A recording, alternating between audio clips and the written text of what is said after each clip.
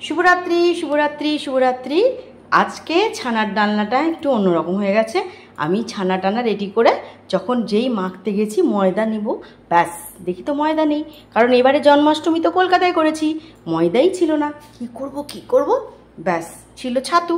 তো ছাতু দিয়ে ময়দাটাকে মোটামুটি একই যেমন করে মাখি তেমন করেই মেখেছি, সেই একই মশলা, তবে দিয়ে দিয়েছি ছাতু। তো খেতে কিন্তু আমি একটু ভেঙে খেয়ে দেখলাম, খেতে কিন্তু খুব খারাপ হয়নি, ময়দা থেকে কিন্তু বেটার হয়েছে। একটা ছোলা ছোলা গন্ধ এসছে, তো মানে খুবই সুন্দর লাগছে খেতে। তো আলু দিয়ে কাসুরি মেথি, যে আজকে তবে কাসুরি মেথি দিয়েছি পুরো একসঙ্গেই, পেঁয়াজ টমেটো কাসুরি মেথি আর আদা একটু জিরে একটু লঙ্কা সব একসঙ্গেই বেটে নিয়েছি, একদম একটা পেস্ট করে নিয়েছি। আর জানোই তো আমার সিক্রেট মশলা, জিরে ধনে আর শুকনো লঙ্কা ভালো করে ভাজা করে গুঁড়ো করা থাকে, সেটাও একটু দিয়ে দিয়েছি, ব্যাস। তবে আজকে মিষ্টি কম দিয়েছি কারণ আমার ওয়েটটা একটু বেড়েছে।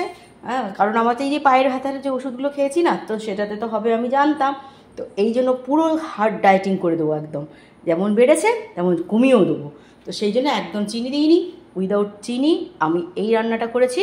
যেটাতে একটু আলাদা সেটা হচ্ছে যে ছানার যে চপগুলো বানিয়েছি তার মধ্যে কিন্তু দিয়েছি আমি ময়দার বদলে ছাতু। তো চলো খেয়ে নিই, রাত হয়ে গেছে।